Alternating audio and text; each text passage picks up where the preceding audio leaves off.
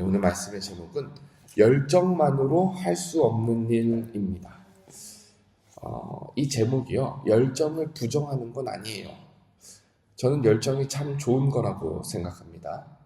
작은 프로젝트 하나 하더라도 의욕이 있고 열심히 있는 사람과 함께 진행하면 일하는 재미가 있습니다. 또 일도 척척 진행이 잘 됩니다. 그러나 우리가 주님의 일을 할 때에는 열정만으로는 할 수 없습니다. 열정이 분명히 필요하지만, 열정이 있어서 너무 좋지만 주님의 일은 사람의 열정만으로는 감당할 수 없습니다. 왜냐하면 하나님의 일은요, 단지 의욕과 성실의 문제가 아니라 믿음과 은혜와 순종의 문제이기 때문에 그렇습니다. 오늘 말씀을 보십시오. 베드로가 36절에 보면 예수님께 물어봐요. 시몬 베드로가 이르되 주여 어디로 가시나이까? 지금까지 주님께서 제자들에게 여러 차례 말했죠. 내가 이제는 너희들을 떠난다. 내가 이제는 하나님의 일을 하러 간다. 이렇게 여러 차례 예고하셨습니다. 아무래도 베드로가 가장 앞자리에서 주님의 말씀을 그동안 귀담아 들었나 봐요. 그러기에 주님께 베드로가 묻습니다. 주님, 도대체 어디 가시길래 자꾸 떠난다 하십니까? 그러자 예수님께서 36절 하반절에 예수께서 대답하시되 내가 가는 곳에 내가 지금은 따라올 수 없으나 후에는 따라오리라. 예수께서 하시는 첫 대답이 베드로야, 너는 지금 나를 따라올 수 없어. 예수님께서는 지금 십자가의 길을 가십니다. 하나님의 일을 완수하시기 위해 고난과 대속의 잔을 마시러 골고다 언덕으로 향하여 가십니다. 이 길은 지금 제자들이 따라갈 수 없습니다. 오직 주님만이 갈 수 있는 길이고 오직 주님만이 감당해야 하는 길입니다. 죄인을 대신하기 위한 길이기 때문에 그렇습니다. 근데 예수님께서 베드로에게 너는 지금 따라올 수 없어 라는 그 한마디에 베드로가 자극을 받아요. 그래서 37절에 보면은 베드로가 이르되 주여 내가 지금은 어찌하여 따라갈 수 없나이까? 주를 위하여 내 목숨을 버리겠나이다. 참 베드로다운 대답이죠. 왜 지금은 따라갈 수 없는지 베드로가 따지는 거예요. 그러면서 베드로가 주장하는 것이 주님, 내 가슴 속에 있는 열정을 모르십니까? 내가 주님을 위해서 목숨을 버리라면 버릴 수도 있는 사람인데, 내가 나 자신보다 주님을 더 아끼고 사랑하는 사람인데, 그 마음과 그 마음의 열정만큼은 누구에게도 뒤처지지 않는 사람인데, 왜 주님은 내 마음 몰라주고 주님은 지금 내가 주님께서 가시는 곳에 따라갈 수 없다고 하십니까? 여러분, 이 베드로의 마음이 진실이었을까요? 위선이었을까요? 진심이었어요. 절대로 진심이었어요. 이 말은요. 베드로 가슴 속에서 우러나는 자발적인 헌신입니다. 빈말이 아닙니다. 과장된 연기도 아닙니다. 아마 우리도 이런 열정이 가슴 한켠에 있습니다. 또 있었던 사람도 있을 겁니다. 강단에서 말씀 선포될 때 큰 소리로 화답하면서 주님, 저는 이 교회 사람들 다 배신해도 저는 주님 배신하지 않을 겁니다. 주님께서 지금 어디든 가라고 하면 제 목숨 내걸고 제 전 재산 걸고 어디든 가겠습니다. 하지만 여러분, 우리는 이러한 베드로의 열정이 어떻게 됐는지 너무나도 잘 압니다. 38절에 예수님께서 말씀하십니다. 예수께서 대답하시되 내가 나를 위하여 내 목숨을 버리겠느냐? 내가 진실로 내게 이르노니 닭 울기 전에 내가 3번 나를 부인하리라. 예수님의 말씀대로 베드로는 잠깐 예수님을 배신하였습니다. 두려움 앞에서 주님을 3번 부인합니다. 예수님께서 포박을 당하시고 끌려가셔서 재판을 받으시고 채찍을 맞으실 때 베드로가 멀찍이서 예수님을 바라봐요. 추운 몸을 녹이기 위해 사람들과 같이 불을 쬐입니다.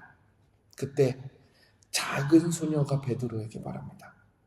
야, 너도 예수랑 같이 있던 사람이지? 너도 예수의 제자지? 베드로가 겁에 질려서 말합니다. 아니야, 나는 저 사람 몰라.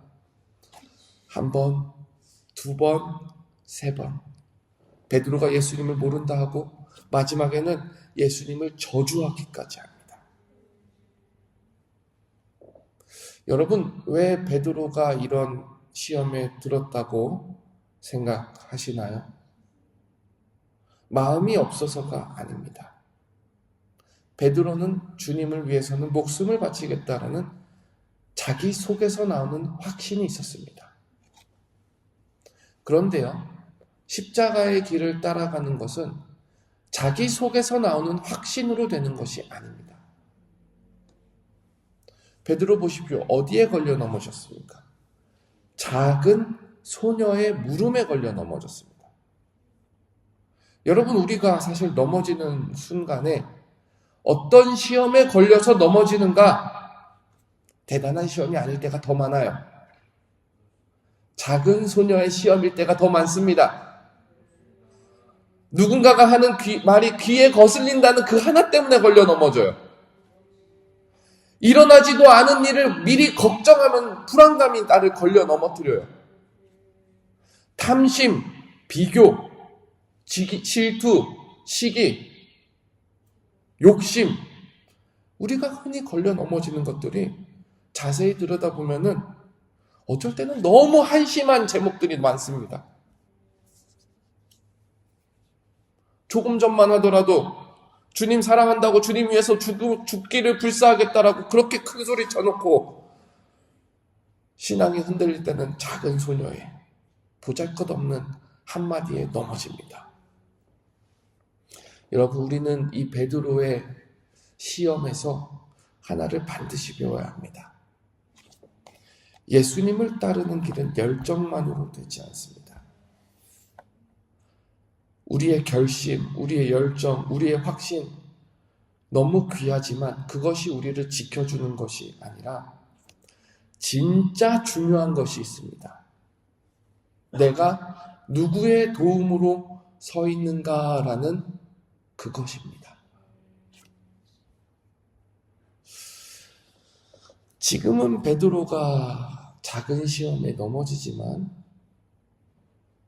사도행전 1장을 넘어가고 2장을 지나가면서 베드로는 굉장히 다른 사람이 되어 있어요. 그 사이에 예수님의 부활도 목격하고 승천도 목격했지만 가장 결정적으로 성령의 강림이 있었습니다. 사도행전 1장 8절에 오직 성령이 너희에게 임하시면 너희가 권능을 받고 예루살렘과 온 유대와 사마리아와 땅끝까지 이르러 내 증인이 되리라 하시니라. 베드로가 수천 명 앞에서 전도하며 설교할 때 예전의 연약함은 사라졌습니다.